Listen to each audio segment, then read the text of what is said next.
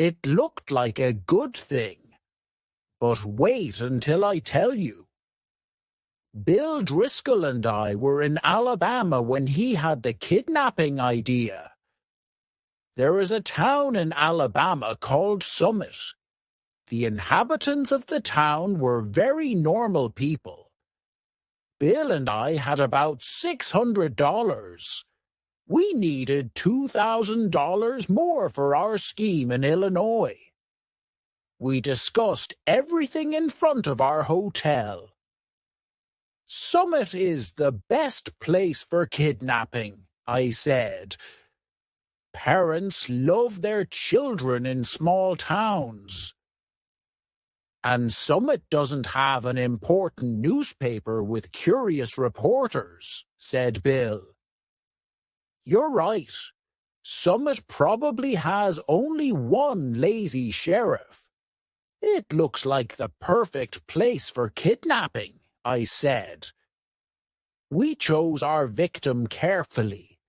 He was the only child of an important man named Ebenezer Dorset. Mr. Dorset was respectable and stingy. The kid was a boy of 10 with red hair. I'm sure Ebenezer Dorset will pay the ransom of $2,000 for his little boy, I said to Bill. But wait until I tell you. About 2 miles from Summit, there was a little mountain and a forest. We found a cave here. It was the perfect hiding place for us. We bought food and drink and put it in the cave. One evening, we passed by the Dorset's house with a horse and buggy. The kid was in the street. He was throwing stones at a little cat. "Hey, little boy!"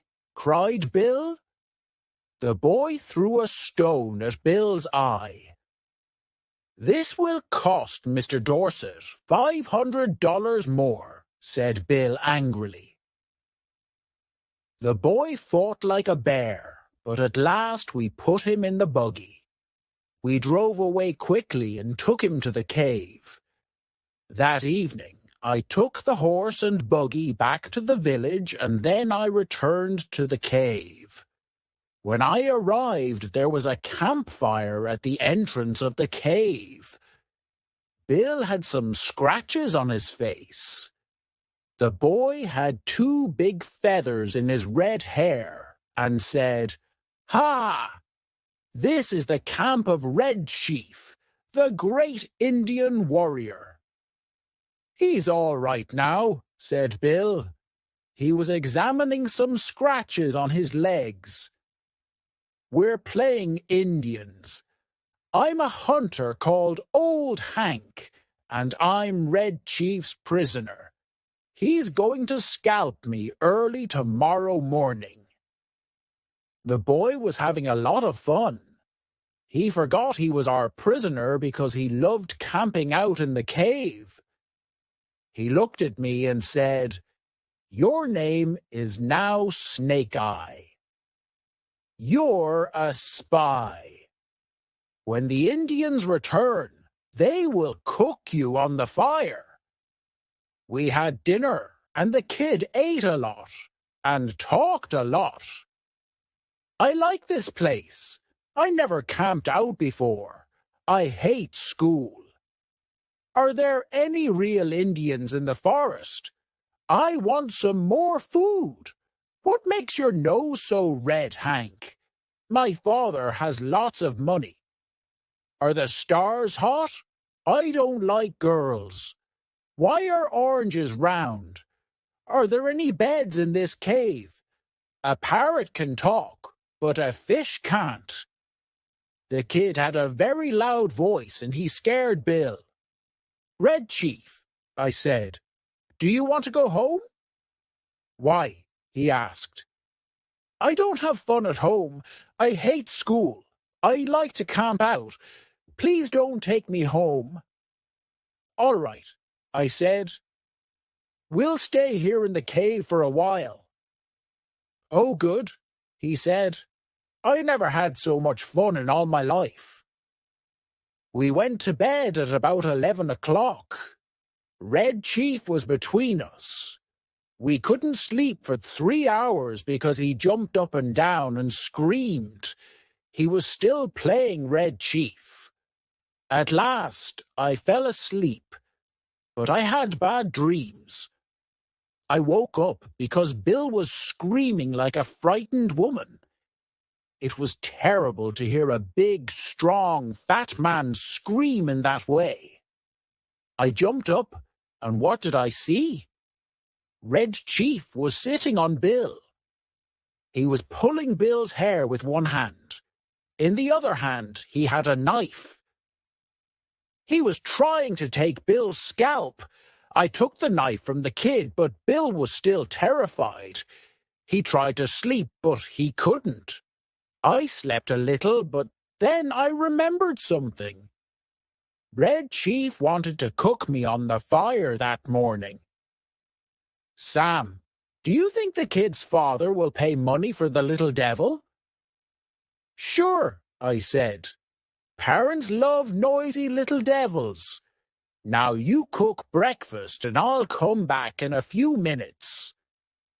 I walked to the top of the little mountain and looked down.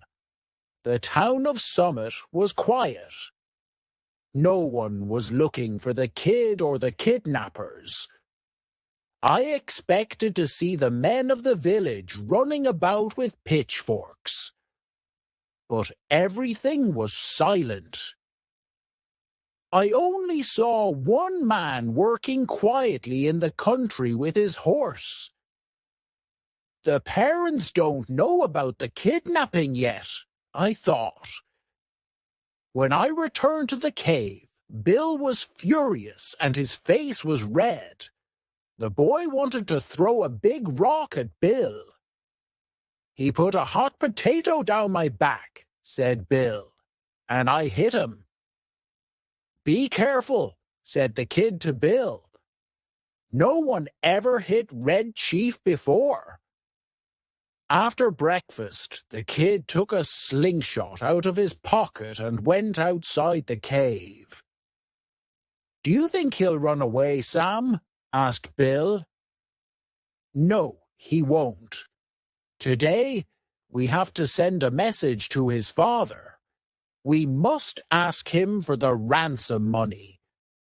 Just then we heard a loud cry. Red Chief was playing with the slingshot.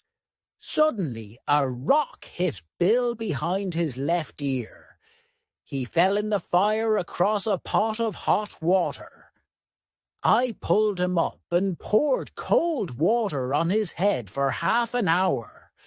When Bill could finally speak, he said, "Don't go away and leave me alone with the kid, please."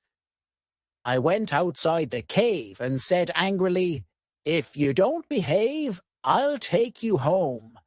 Now, are you going to be good?" "I was only playing," he said sadly. "I didn't want to hurt old Hank. But why did he hit me? I'll behave, Snake Eye, but please don't send me home.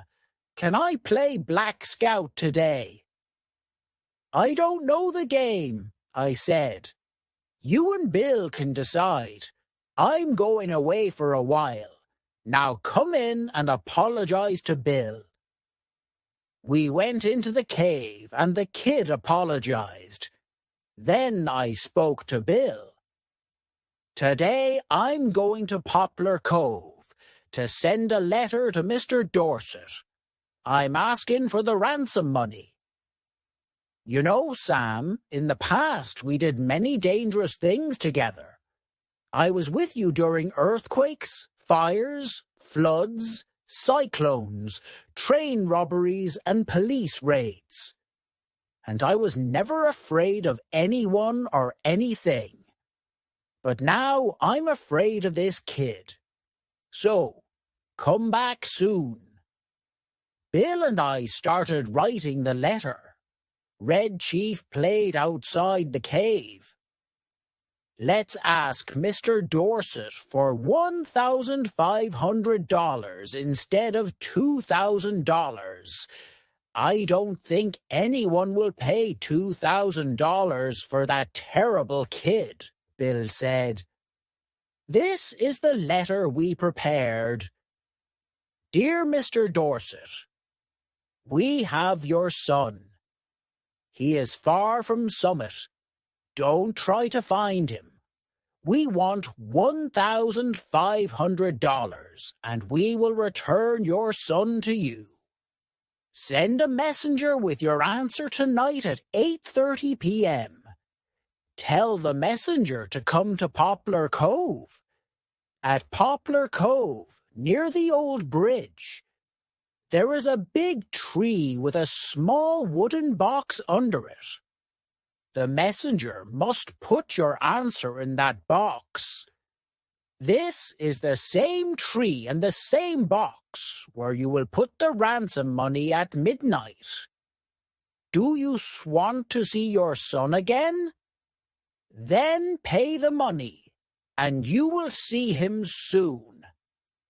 2 desperate men. I put the letter in my pocket. The kid looked at me and said, Snake Eye, I want to play Black Scout. You can play Black Scout now. Bill will play with you. What's the game like? I'm the Black Scout. I have to ride to the fort to help the pioneers, said the kid. All right, I said. I think Bill will play with you. What must I do? Asked Bill. You're the horse, said the Black Scout. Get down on your hands and knees. I must ride to the fort. Bill got down on his hands and knees. He was scared. How far is it to the fort? He asked. 90 miles, said the Black Scout. And you must gallop fast because the pioneers are in danger. The Black Scout jumped on Bill's back and started kicking him. Please, Sam, come back soon, Bill said. Listen, kid, don't kick me, or I'll. I went to Poplar Cove and talked to some people at the post office. One man said, Old Mr. Ebenezer Dorset of Summit is upset because he can't find his son. The boy's probably lost or kidnapped. That was all I wanted to know. I mailed my letter and asked, When is the mailman taking the mail to Summit? In an hour, said a man at the post office. When I returned to the cave, there was no one. I looked around, but I couldn't find the kid or Bill. So I sat down and waited. After half an hour, I heard a noise behind me. I saw Bill. The kid was behind him. He was walking silently like a scout, and he had a big smile on his face. Bill stopped and took off his hat. He was very tired. Sam, said Bill, I'm not a coward, but that kid is impossible. I sent him home. He's gone.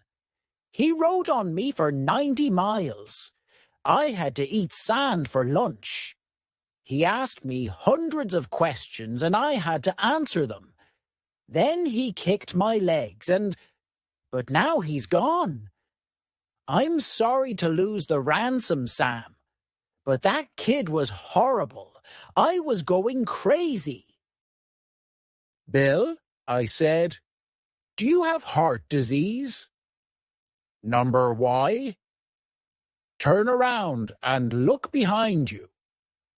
Bill turned around and saw the kid. Poor Bill, he was very surprised. He suddenly sat down on the grass and he couldn't speak. After some time I said, This evening at 8:30 p.m. we'll have an answer from Dorset. And at midnight We'll have the money. Then we can leave this place." Bill finally smiled weakly. I had a great plan for collecting the ransom money that evening. It was a professional plan. I found a tree at Poplar Cove near the road, with big fields on all sides. I went to hide in the big tree and I waited for the messenger. He arrived at 8:30 p.m. on a bicycle. He put a piece of paper in the box and returned to Summit. I waited an hour, climbed down the tree, got the letter, and returned to the cave. I read the letter to Bill. "To two desperate men, gentlemen, I received your letter today. I think the ransom you want is too big. I have an offer that you will probably accept. You bring Johnny home and pay me $250, and you will never see Johnny again, I promise. Please come tonight. Very respectfully, Ebenezer Dorset." "What? I can't believe it," I cried. Bill looked at me and said, "Sam, we've got $250. I don't want to spend another night with that kid. I'm going crazy. Let's accept Dorset's offer." "You know, Bill, you're right. I'm really tired of the kid, too. We'll take him home, pay the ransom, and leave this place." We decided to take the kid home that night. "Listen, kid," I said. "Your father bought you a new rifle and a pair of Indian moccasins. Tonight we're going home to get the rifle and the moccasins. Tomorrow we're going to hunt bears in the forest." It was midnight when we arrived at Ebenezer's house. Bill gave him the $250. When the kid saw that we wanted to leave him at home, he was furious. He started screaming loudly and took Bill's leg. His father pulled him away with great difficulty. "How long can you hold him?" asked Bill. "I'm not very strong, but I can probably hold him for 10 minutes, said Mr. Dorset. "Good," said Bill. "In 10 minutes, I'll run across most of the United States and reach Canada." Bill was fat, and he was not a good runner. But that night, no one ran faster than Bill.